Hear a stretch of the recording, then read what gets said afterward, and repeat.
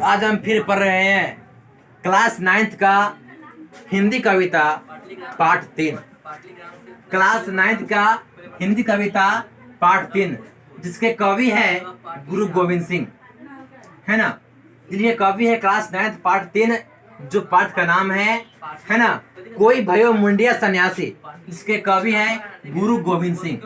पहले हम गुरु गोविंद सिंह के बारे में जान लेंगे, इसके बाद हम जानेंगे आपको इस पंक्ति के माध्यम, जो पंक्ति है गुरु से लिखा गया है, 2 पंक्तियां हैं, 2 पद है इसमें, उनके बारे में हम जान पाएंगे, ठीक है ना। तो पहले हम आपके स्क्रीन पे है ना कुछ बुक का है ना दे रहे हैं अंडरलाइन, ठीक है। जो इम्पोर्टेंट है आप अपने बुक में कर लीजिएगा और हम चलते हैं अब आगे बुक की उस कवि के बारे में जान लेते हैं। के बाद हम जानेंगे आपको है ना इस पाठ में कोई भयो मुंडिया सन्यासी के बारे में, ठीक है ना। तो इसके कवि हैं गुरु गोविंद सिंह, क्लास 9th हिंदी कविता पाठ 3, गुरु कवि गोविंद सिंह। चलिए, तो गुरु गोविंद सिंह का जन्म हुआ था है ना आपको बिहार की राजधानी पटना में हुआ था। लीजिए, हमारे बिहार की राजधानी कहाँ है जी? पटना है। कहाँ है? पटना है। तो बिहार की राजधानी पटना है, तो पटना में इनका जन्म हुआ था। कब हुआ था? तो 1666 ईस्वी में हुआ था। कब हुआ था? 1666 ईस्वी में इनका जन्म हुआ था, गुरु गोविंद सिंह का जन्म हुआ था, ठीक है। और इनके मृत्यु हुआ था है ना 1708 ईस्वी में। गुरु गोविंद सिंह का मृत्यु हुआ था, ठीक है ना। मृत्यु हुआ था 1708 ईस्वी में, मृत्यु हुआ था 1708 ईस्वी में। यानी गुरु गोविंद सिंह का जन्म हुआ था 1666 ईस्वी में और मृत्यु हुआ था 1708 ईस्वी में, ठीक है। और इनके माता का नाम था गुजरी देवी, ठीक है। उनका नाम क्या था? गुजरी देवी नाम था इसके माता का नाम। और बात करें तो यह गुरु गोविंद सिंह इनका नाम है, लेकिन इनका मूल नाम था गुरु गोविंद राय नाम था। इनका मूल नाम था गुरु गोविंद राय, ठीक है। और यह सिखों के 10वें गुरु थे। आप एग्जाम में पूछा जा सकता है कि गुरु गोविंद सिंह सिखों के कितना गुरु थे? तो सिखों के ये 10वें और अंतिम गुरु थे। सिखों के 10वां और अंतिम गुरु थे गुरु गोविंद सिंह। इनकी प्रमुख है ना कब जो कृतियां हैं जो लिखे हुए हैं, पहला है जापू साहिब, आपके बुक में अंडरलाइन होगा। अकाल है ना उस तती, और है विचित्र नाटक, चंडी चरित्र, ज्ञान प्रबोध और शास्त्र नममाला, चौपाई इनकी प्रमुख रचना है। और खालसा पंथ की स्थापना उन्होंने किया है गुरु गोविंद सिंह ने। और खालसा पंथ है ना, खालसा पंथ के स्थापना से यह अपने जीवन के सबसे सफलता प्राप्त किए हुए हैं गुरु गोविंद सिंह, ठीक है। और इनकी जो एक रचना है जफरनामा पत्र है, जफरनामा, जो 1706 ईस्वी में है ना जफरनामा पत्र जो है ना, जफरनामा पत्र 1700 है ना 6 ईस्वी में, ठीक है ना। 1706 ईस्वी में औरंगजेब के द्वारा लिखा गया था।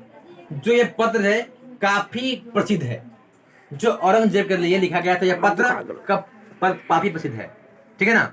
इनके बारे में हम जान चुके हैं। अब हम चल रहे हैं इस पाठ के कविता की ओर, है ना। जो 2 कविता लिखे गए हैं, पद लिखे गए हैं, ठीक है। जो पहला है ना पद है कि कोई भयो मुंडिया सन्यासी। इसको पढ़ने से पहले, ठीक है, इसको पढ़ने से पहले बंद कर दे।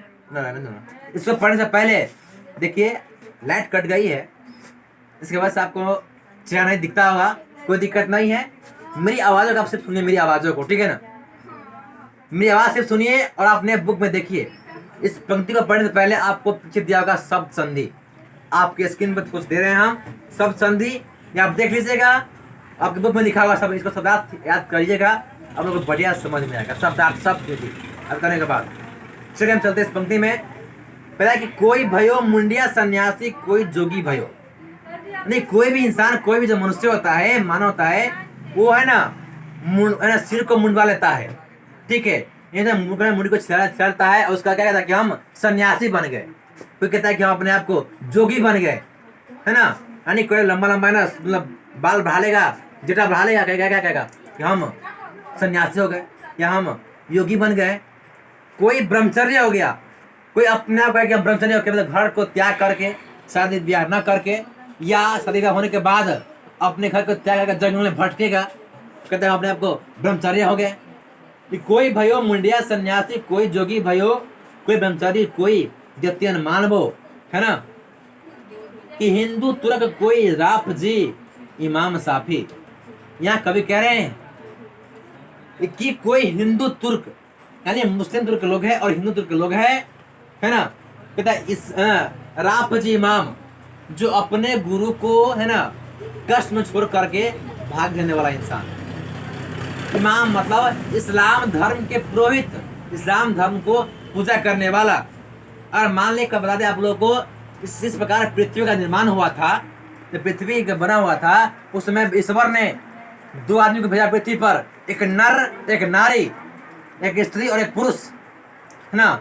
इस का नाम था मनु। उसका कोई जाति कोई धर्म कोई भेदभाव नहीं था उसके अंदर। जब समझ सकते हो, जब 2 आदमी मेरे पृथ्वी पर आया, है ना, तो उसका कोई जाति कोई धर्म था। तो आज जैसे वर्तमान में कितने जाति कितने धर्म लोग हमारे भारत से अपने विश्व में है, ठीक है। तो पहली बार पृथ्वी को देख रेख करने के लिए ईश्वर ने भेजा एक नर एक नारी को, उसका नाम था मनु। उसके नाम पर ही आज पूरे जाति को पड़ा हुआ नाम मनुष्य है। हम लोग क्या है, हम लोग मनुष्य क्या है, मनुष्य है, ठीक है। तो आज है ना उसी के नाम पास आप लोग क्या है, मनुष्य जाना जाता है। मानस की जाति सब एक पहचान वो, कहता है मनुष्य की जो जाति, मनुष्य का जाति सब एक समान है, सब एक साथ पहचानो, सब एक साथ पहचाना जाएगा, ठीक है ना। कि कोई किसी को भेदभाव धर्म के प्रति नहीं होनी चाहिए। नहीं, मानस की जाति सब एक पहचान वो, मनुष्य की जाति सब एक साथ पहचाना जाता है। अब पहचान वो करता करीम सोई राजक रहीम हो वही। यह कहता है कि करता करीम मतलब कृपा करने वाला, है ना, और सोई राजक रहीम वही, जो है ना दया करने वाला।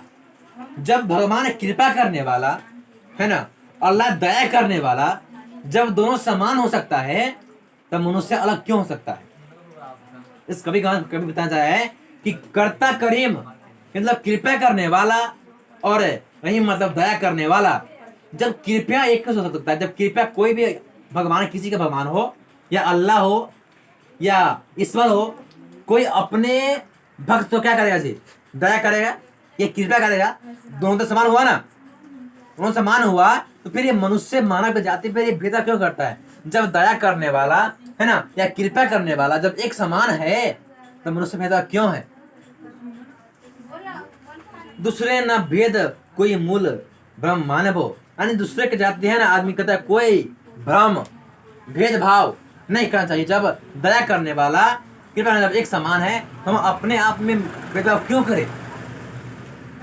इस पंक्ति के माध्यम से कवि बताना चाह रहे हैं, आगे में पंक्तियां हैं कि एक ही सेव सभी को गुरुदेव एक ही स्वरूप सभी एको ज्योत मानवो। कहता कि एक ही सेव, है ना, यह कवि बताना चाह रहे हैं कि एक ही सेव होता है कि जो जिसकी सेवा किया जाए या जो सेवा योग्य हो उसका सेवा करते हैं तो सब क्या है, एक समान, एक गुरु है ना, जिसकी सेवा करते हैं, जो सेवा करने के योग्य है।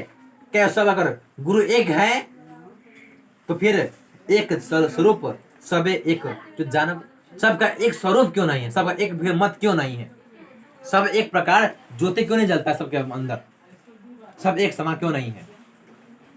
जो अगला वाला पंक्तियां हैं, लाइट कटने की वजह से अंधेरा हो गई है, दिख नहीं रहा है, ठीक है।